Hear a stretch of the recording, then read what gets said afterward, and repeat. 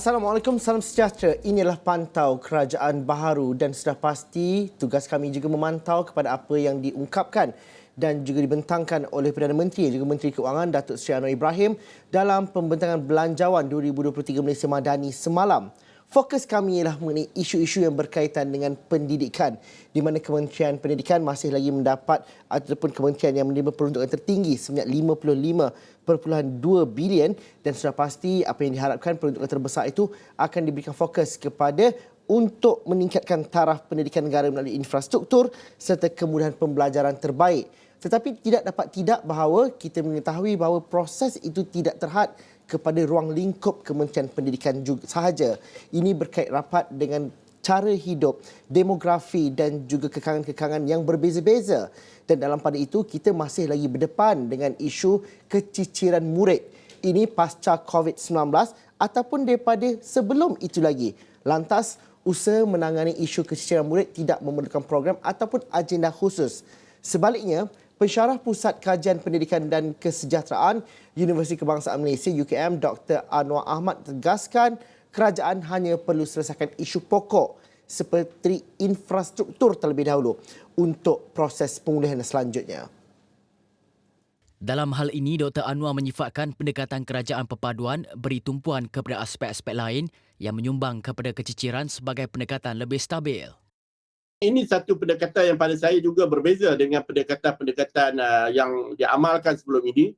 Kalau dahulu kita lihat kalau ada satu isu dalam pendidikan biasanya akan dilancarkan program ataupun agenda khusus. Kita pernah dengar misalnya bila kita nak melancarkan program sekolahku sejahtera misalnya, ataupun sebelum itu ada catch-up plan dan berbagai-bagai program khas untuk menyelesaikan isu-isu pendidikan yang bersifat ad hoc.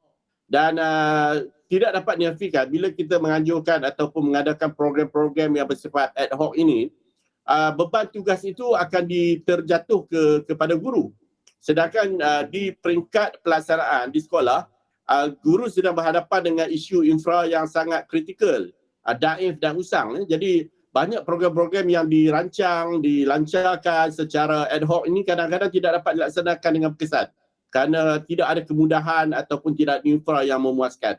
Jadi pendekatan yang digunakan oleh kerajaan perpaduan kali ini agak menarik.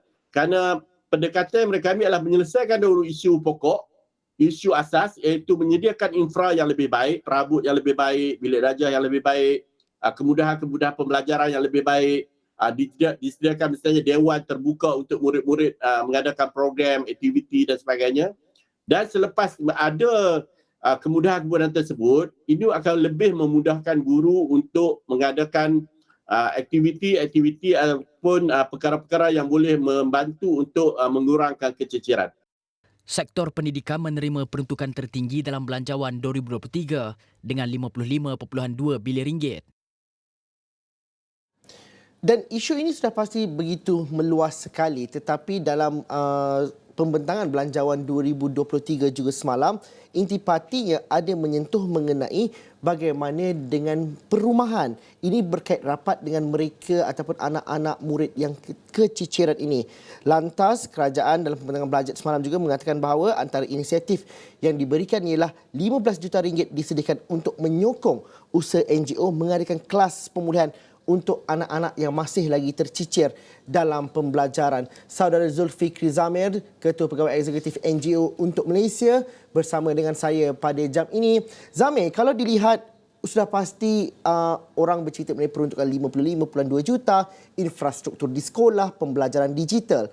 Tetapi akhirnya kita memerlukan kepada sesuatu pendekatan dan juga serampang yang bercabang-cabang supaya memastikan bahawa anak-anak khususnya kalau kita melihat lebih niche pada hari ini dalam perbincangan hari ini ialah di PPR contohnya. Kerana mereka ini ketinggalan bukan kerana COVID-19 sahaja, tetapi persekitaran dan juga bagaimana masalah sosial dan juga masalah ekonomi yang menghambat mereka yang menyebabkan mereka tercicir sejak sebelum ini lagi. Justru 15 juta ringgit yang diperuntukkan dan juga bagi NGO seperti Zamir yang sudah lama bersama dengan anak-anak ini, apa yang diharapkan? Adakah ini sinar baru ataupun hanya permulaan?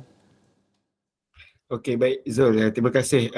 Yang pertama sekali kita nak tekankan bahawa kita mengucapkan terima kasih dan kita menyambut baik dengan inisiatif ini sebab kita fikir ini yang pertama kali sebuah dana khas diperuntukkan kepada NGO dalam pengalaman kita seperti mana saya sendiri hampir 10-11 tahun sebelum ini dengan Teach for the Needs dan sebagainya, kita belum pernah terima sebarang geran khas ataupun dana khas daripada kerajaan berkenaan dengan projek dengan anak-anak. Itu yang pertama.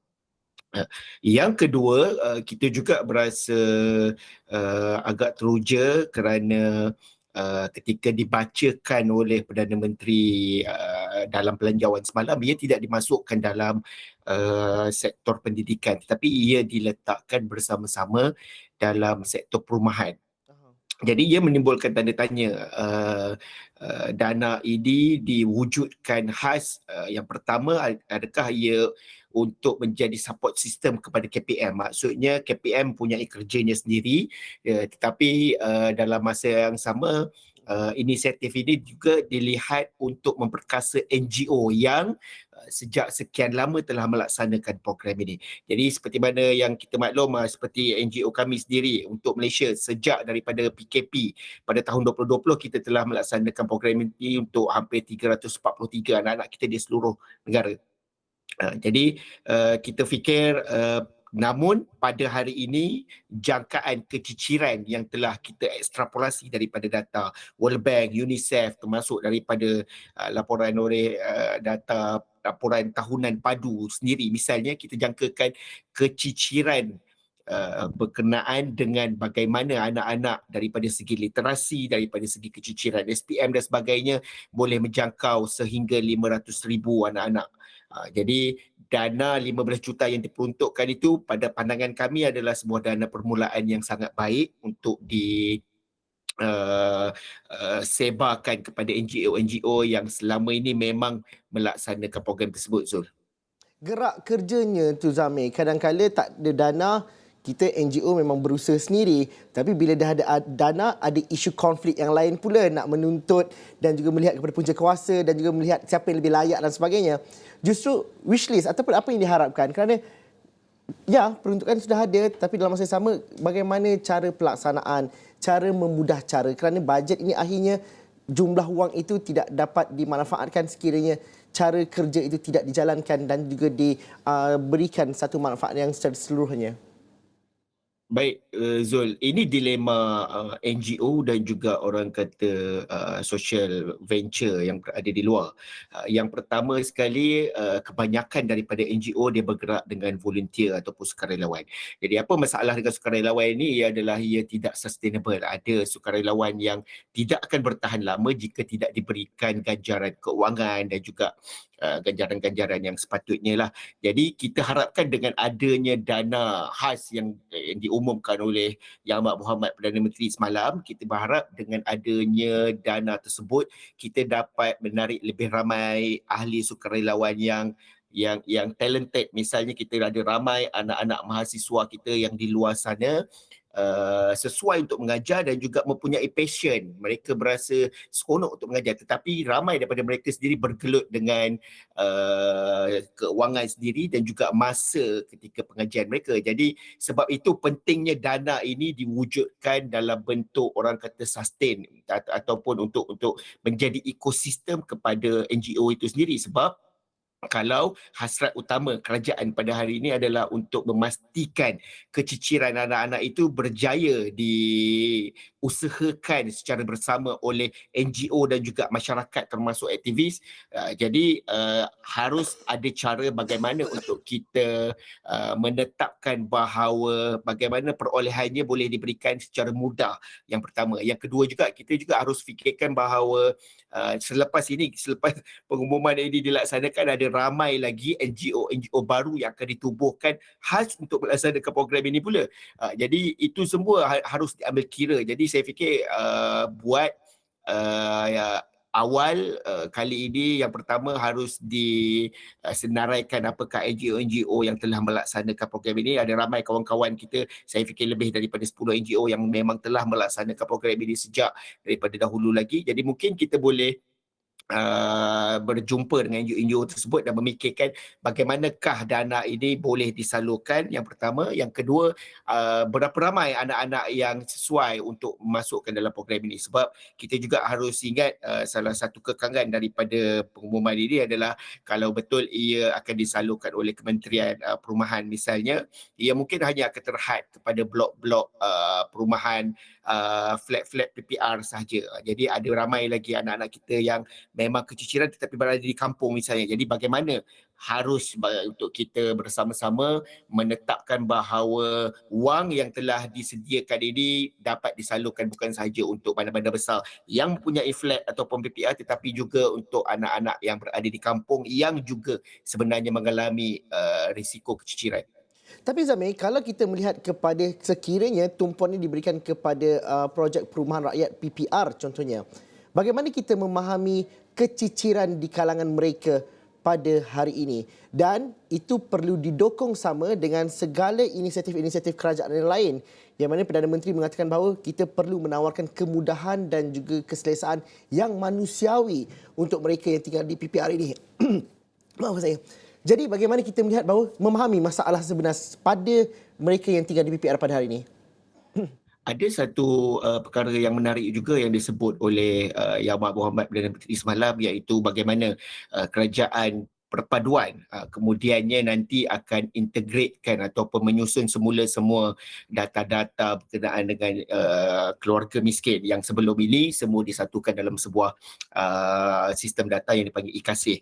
Jadi ini juga adalah satu cabaran sebab ia bertindih dengan beberapa kementerian yang lain, termasuk Kementerian Pembangunan Wanita dan juga Keluarga, dan sebahagian besarnya disimpan oleh Kementerian Pendidikan. Tetapi apa pun jika benar usaha ini akan dilaksanakan kelak, saya fikir yang pertama kita harus menyeletakkan usaha kita ini mengukur daripada orang kata aspek data driven lah. Jadi kita tidak lagi boleh pergi kepada satu-satu PPR dan juga terus melaksanakan program di sana. Yang pertama, kita harus ada data berapa banyak PPR yang wujud, berapa ramai anak-anak PPR yang berada di setiap PPR tersebut, dan juga berapa ramai risiko anak-anak keciciran yang lahir daripada keluarga-keluarga yang menetap di PPR ini. Tetapi kalau berada di sekolah, mengikut pengalaman saya sebelum ini, memang kalau sekolah tersebut ada dua kelompok anak-anak, ada datang daripada keluarga yang tinggal di kondominium dan juga ada anak-anak yang memang tinggal di PPR misalnya, memang kita akan dapat lihat sosioekonomi keluarga itu memberi kesan kepada prestasi anak-anak, di mana ketika peperiksaan misalnya kita akan tengok ada satu kelompok anak-anak yang lebih berjaya itu memang lahirnya ataupun tinggal di kondominium yang harganya sudah tentu lebih mahal.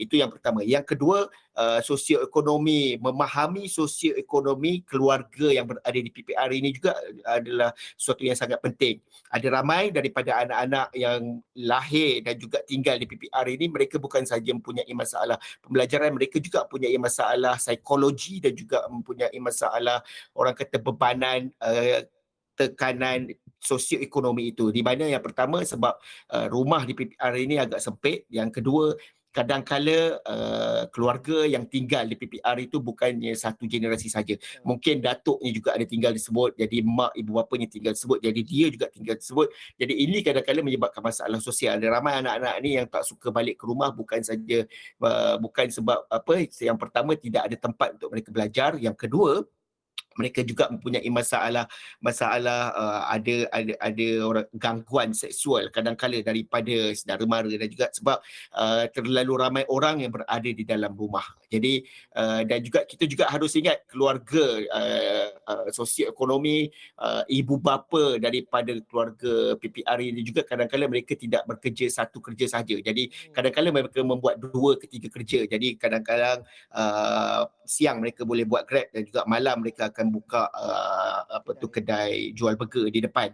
Jadi daripada aspek pengawasan anak-anak dan juga orang kata keperluan manusiawi anak-anak ini untuk ada orang yang duduk dengan mereka, menunjukkan kepada mereka, menyemak buku-buku dan juga bersoal jawab dengan mereka berkenaan dengan subjek-subjek yang mereka pelajari di sekolah, ini juga sangat kurang. Jadi sebab itu antara salah satu perkara yang telah dilaksanakan sejak sekian lama oleh para NGO banyak di luar sana adalah kelas-kelas di kawasan PPR, kerana di kawasan PPR ini mereka mempunyai ruang khas, jadi kemungkinan ada dewan besar di bawah, jadi kawasan-kawasan tersebut boleh digunakan, jadi tidak memerlukan kawasan lain untuk para pelajar turun dan juga terus boleh meneruskan pelajaran dengan guru ataupun sukarelawan yang disediakan oleh NGO tersebut, Zul. Zamir, dana memang cantik tetapi ini tidak terhenti di setakat situ kerana akhirnya kita memerlukan kepakaran yang khusus khasnya untuk anak-anak PPR ini. Kita pernah mendengar cerita bahawa masalah di PPR itu bergantung kepada tingkat berapa anda duduk. Kalau kita buat kelas pemulihan di bawah itu, mungkin mereka yang tinggal di tingkat 14 ataupun 23, anak-anak gadis mereka tidak turun ke bawah kerana mereka takut untuk diganggu dan sebagainya. Jadi masalah itu lebih khusus. Kadang-kadang kita boleh hadirkan guru, tetapi kita mungkin perlukan juga pakar kaunseling ataupun mereka yang lebih spesifik keperluan mereka. Bagaimana kita melihat bahawa tenaga yang lebih bersepadu itu dapat dilakukan? Kita bincang sebentar lagi, kita telusuri dan juga mendasari masalah di PPR ini. Kita bincangkan selepas ini dalam Pantau Kerajaan Baharu.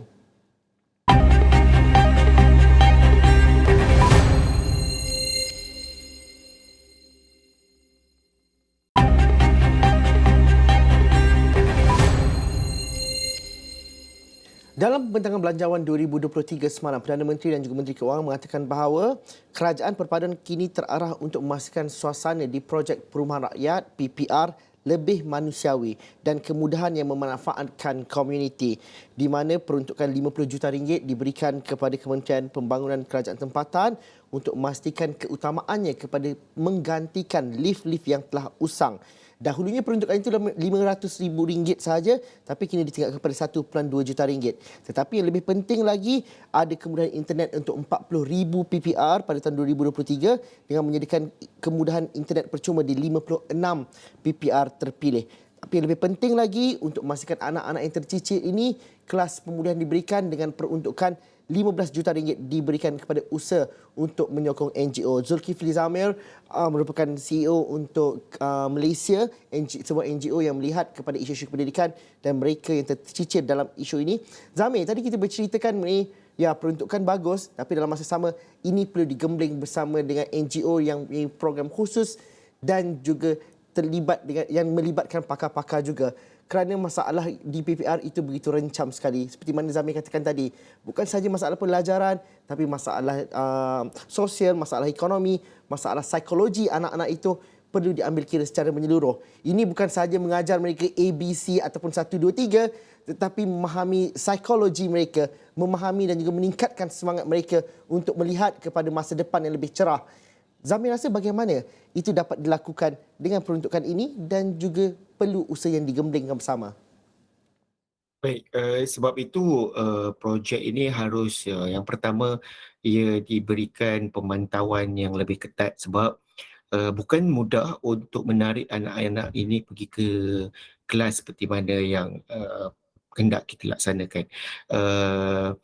Seperti mana yang telah kita buktikan ketika PKP, modul yang kita guna pakai itu adalah sebuah modul yang sangat mesra emosi. Jadi anak-anak ini dia tertarik bukan kerana kita semata-mata mahu mengajar mereka, tetapi dia tertarik sebab ada sesuatu yang boleh diteroka, ada sesuatu yang sangat dekat dengan diri mereka. Jadi seperti mana saya sebut tadi, sebab itu pemilihan NGO adalah sangat kritikal. Kita tidak boleh berikan dana ini semata-mata kepada mana-mana kontraktor di luar sana yang tiba-tiba hari ini dia buka sebuah syarikat, dia kata dia boleh buat kelas. Memang semua orang boleh buat kelas, semua orang boleh cari cikgu, tetapi tidak ramai NGO yang mempunyai modul yang sesuai. Jadi method ataupun orang kata cara untuk kita laksanakan ini harus jadi terbalik. Ia tidak lagi boleh kita buka satu kelas dengan mengharapkan anak-anak ni turun daripada tingkat 14 misalnya.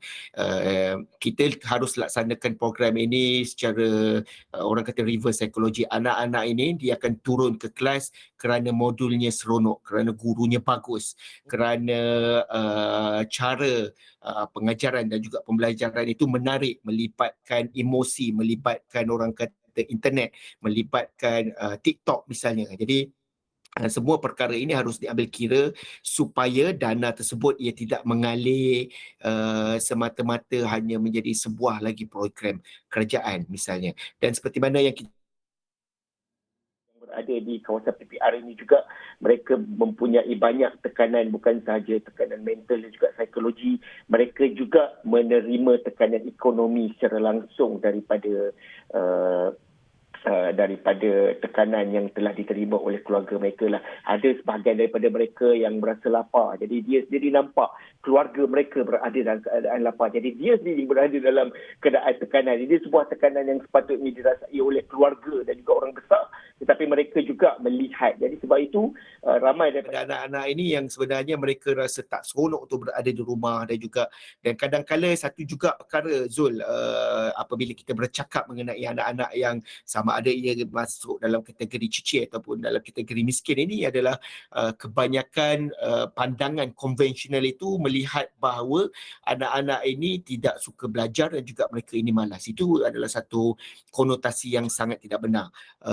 Pengalaman kita ketika mendekati anak-anak ini sama ada di sekolah ataupun di luar sekolah adalah kebanyakan daripada mereka tidak disantuni oleh para guru dan juga sistem yang sangat tidak mesra dengan mereka. Kadang-kala mereka ini dilabel malas sebab tidak mempunyai pensel ataupun tidak bawa buku ke sekolah. Tetapi sebab sistem pengajaran di sekolah itu sangat tidak sesuai untuk mengakomodasi keperluan emosi dan juga keperluan orang kata jasmani yang mereka mahukan lah.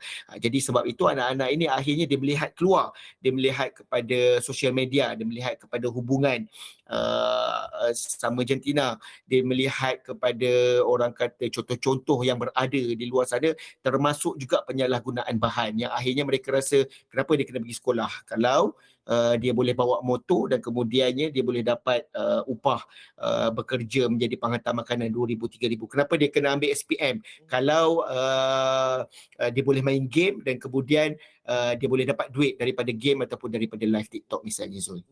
Zamin, satu perkara ialah kesukaran kita ialah kita boleh buat program tapi data itu mesti datang pada tahap ataupun saluran yang betul.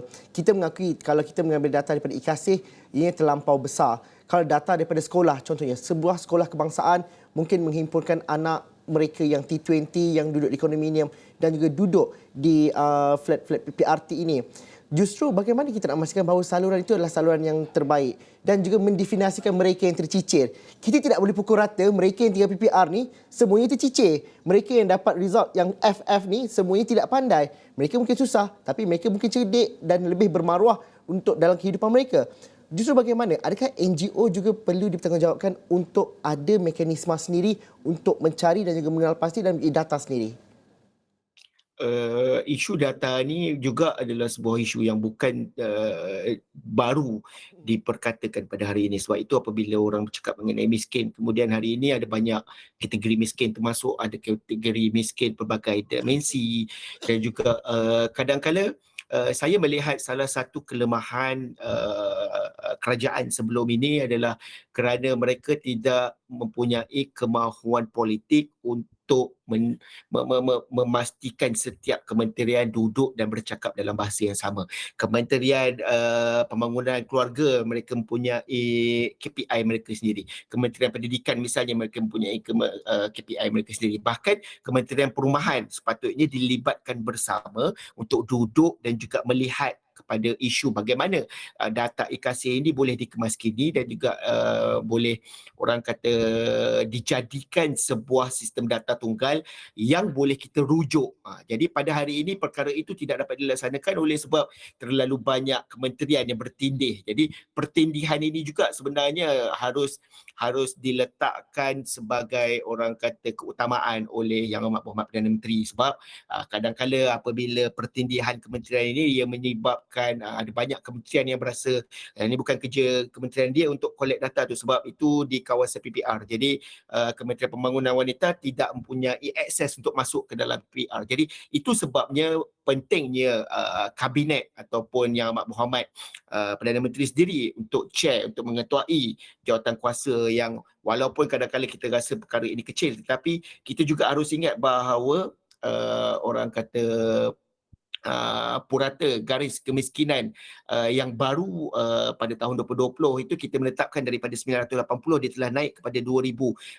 Jadi sebenarnya hari ini kita bercakap tentang warga orang miskin ni, kalau kita kata 2060 pendapatan keluarga tersebut sebenarnya adalah dalam kategori miskin, berapa ramai keluarga di seluruh Malaysia ini yang benar-benar miskin.